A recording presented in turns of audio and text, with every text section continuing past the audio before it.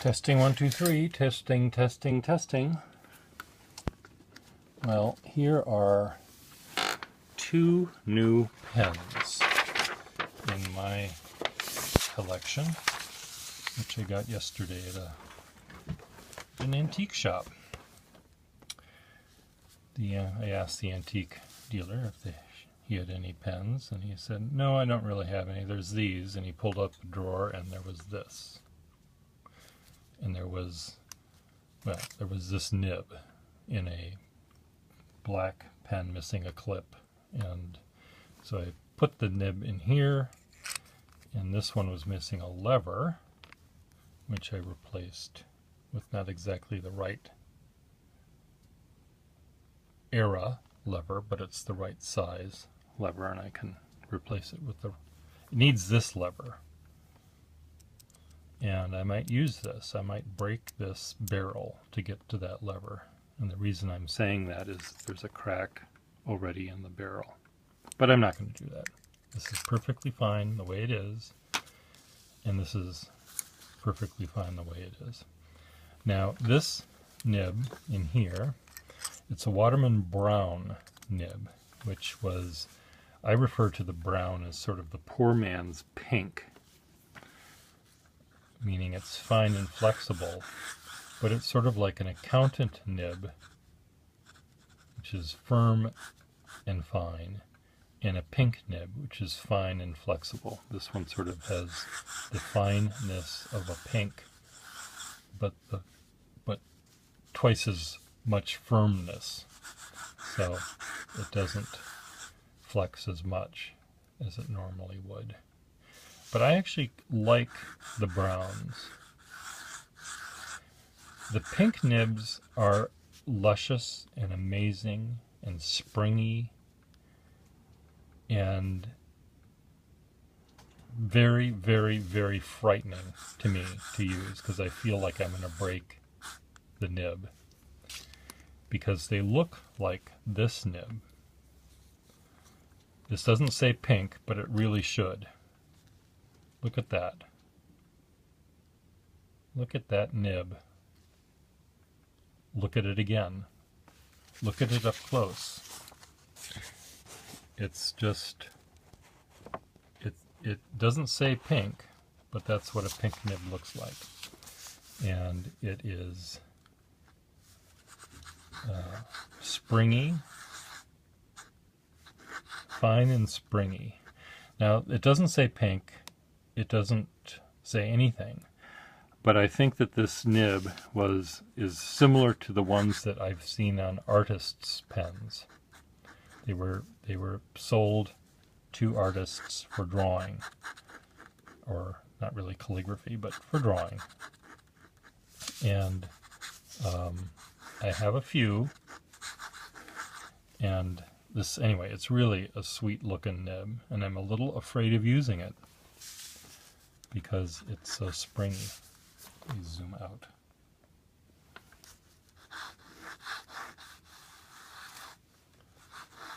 But very, very fine. There are fine lines there. You didn't see it, but there is a fine line. This picture would focus. So it's really a sweet pen. It has initials on it. GWW, I think. Let's get in focus. Can we get in focus? Is it possible for you to do that? It's sometimes difficult to focus metal because the metal reflects, and are you focusing on the reflection or are you focusing on the surface? So GWW. Really a beautiful pen and a beautiful shape, and I'm surprised that it lasted. This nib didn't get broken in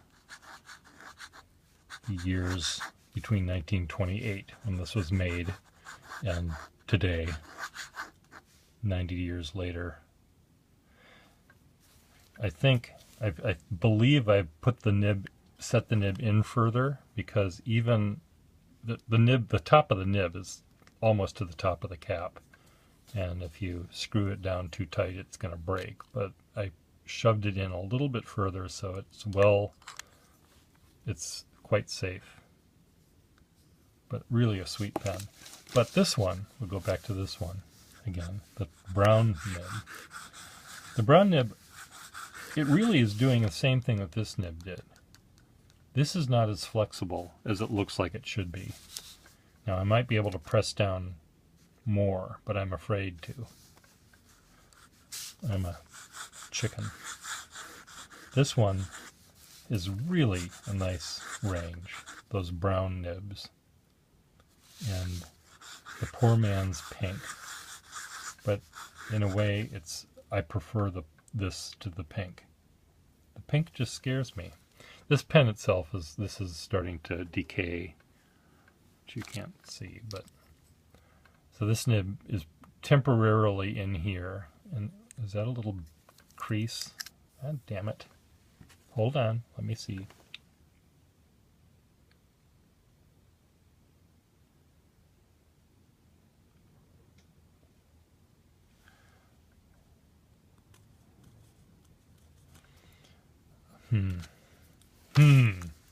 This nib looks like this.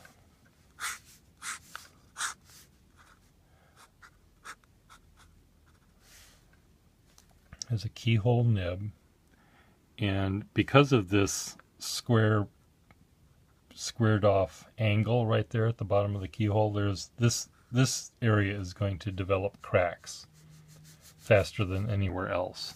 It's like the British airplane, the Constellation, that blew up many times in midair because of their square windows. They had squared portholes. The stress factors at the corners were going to cause a problem. And this pen does not have problems there, but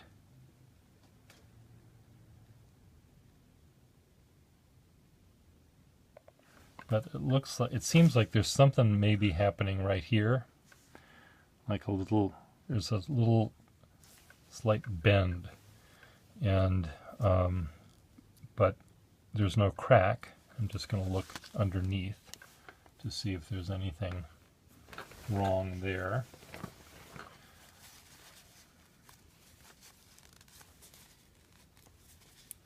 I hope there isn't, but let's take a look. I just took a shower. My hands were clean a second ago.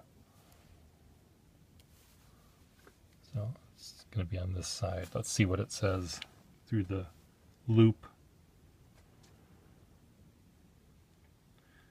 No, it seems to be fine.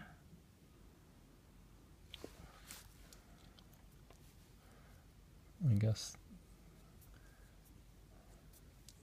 it's okay. Back in we go.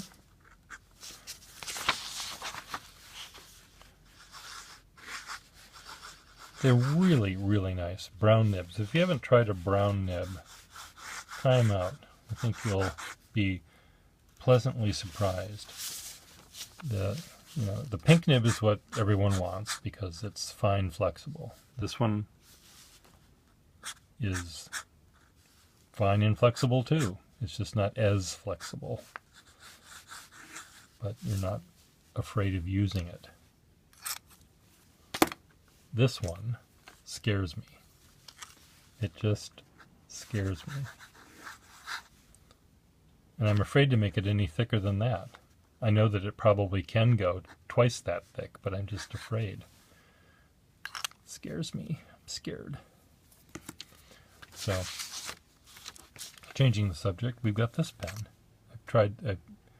This is N,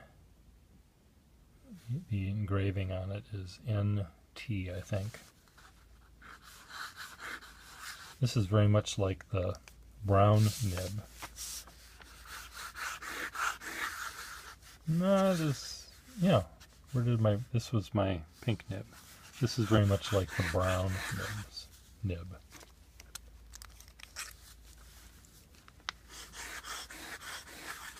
Come on, why are you skipping? Oh, it's because I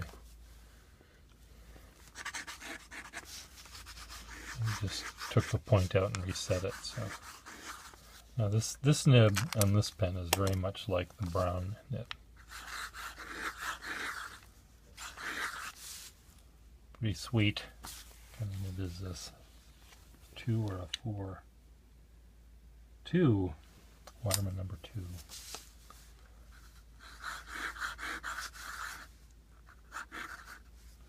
Cool. So you can still find pens at the antique shops. If you get there after I get there, you're out of luck. No, I was very lucky. And I've been to that antique shop many, many times, and I never asked him. Actually, no, I did ask him at one point, so these must be new to him, newer to him.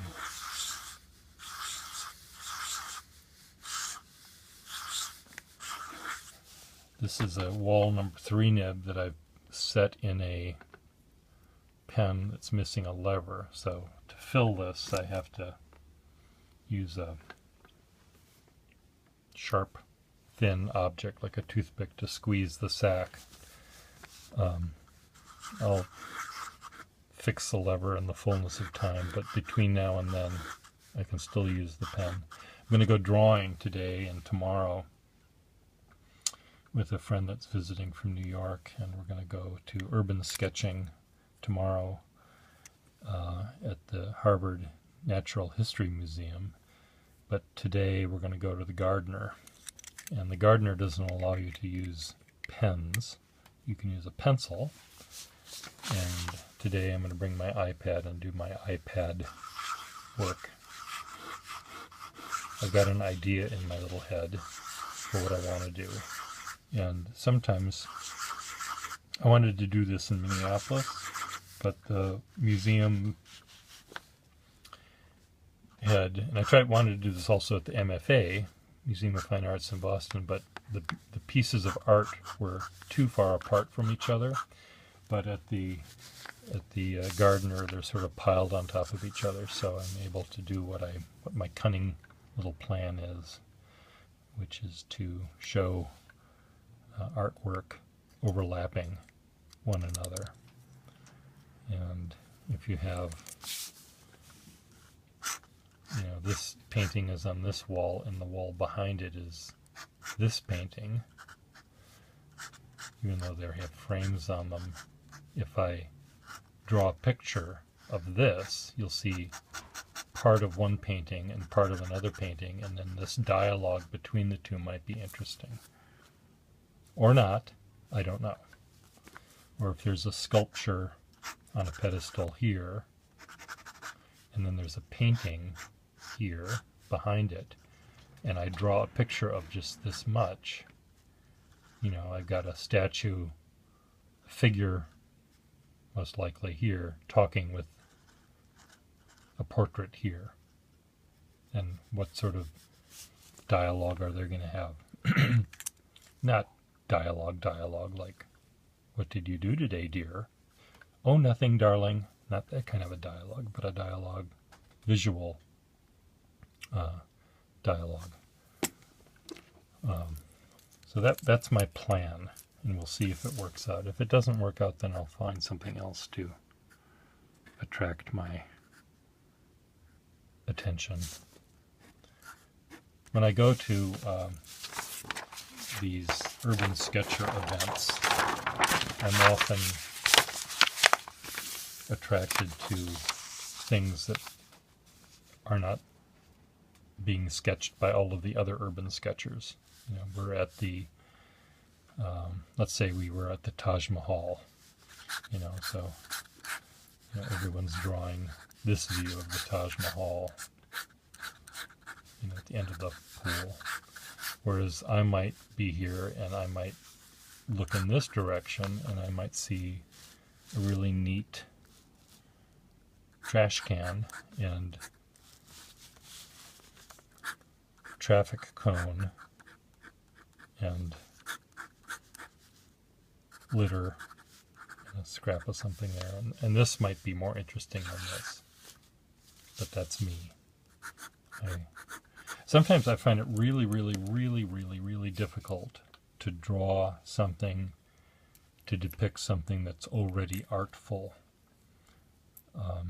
For me to go into, I can go into the woods or the city, and I can aim my eyeballs at nature, something that's unplanned and chaotic, and I can find logic and beauty in it.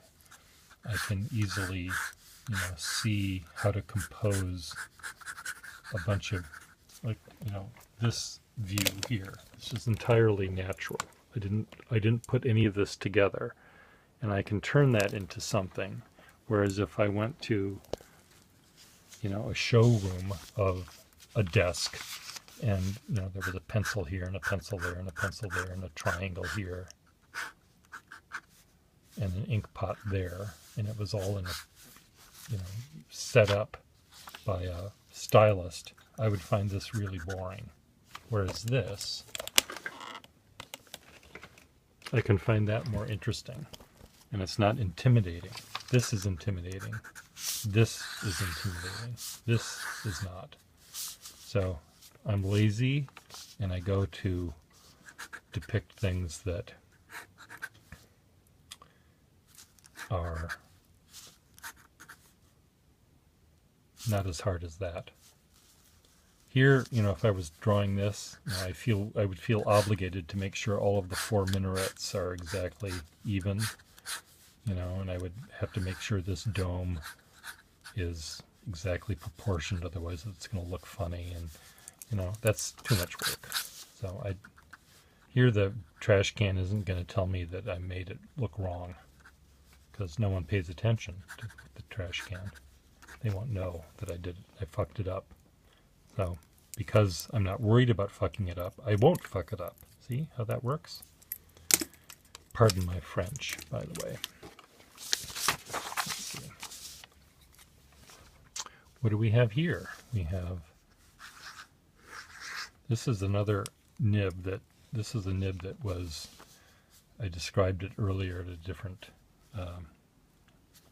video, one of these things, as the beak of Woody Woodpecker after he accidentally pecks a battleship, where his beak ends up looking like that. Well, that's what this nib looked like. It went, side view of the nib is supposed to be like this, and it went like that. It sounded like that too. And I straightened it out. Now it still writes. It writes perfectly fine, draws perfectly fine, but there's still a little bit of a ski slope going up, a little bit of a bump, but it's not doing this. And I might be able to flatten this out further, but I'm always afraid of doing too much and either breaking it or weakening the gold, weakening the metal, and losing its resiliency by overworking it. So, as you can see, it still has a little bend in it, but it works really, really well. Come on, get in focus.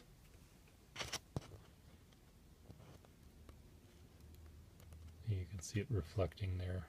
It's a little bit of a bend, but it works really, really well, and I don't want to ruin the way it works by tampering with it further. Right now it has a really springy, sharp return right there, and I don't want to ruin it. But anyway, a good save. What else can I show you here? One other little pen. Well, this one, I just tried this and it worked fine. This is the Nathan Tardif's modern Boston safety pen, made just in the last year.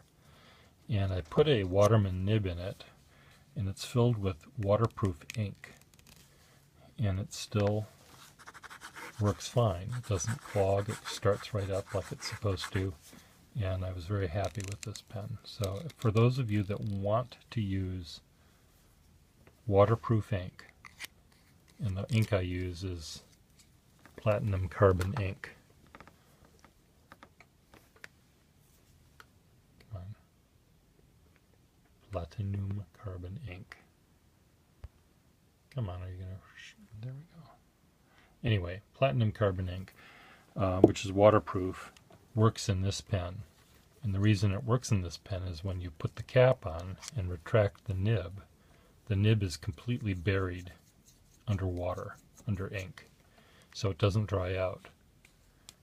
And then you lift it up like this, and it's covered in ink because it was just submerged, and it writes fine. And this is a Waterman No. 2 nib from around 1940 something or other. This pen comes with a slightly flexible, semi-flexible steel nib, but I really wanted to find out how it would work with a gold nib. And it took me a while to find the right era gold nib that fit this size. But if you want to draw with permanent ink, this is a great pen to use. And if you want to replace the nib, upgrade the nib with a gold one, there may be other ones that will fit perfectly fine, but I found that a Waterman No. 2 nib from this era didn't work. But one from the 40s did. And I don't know why, some different shape, slightly different shape. Anyway, the end. See you later.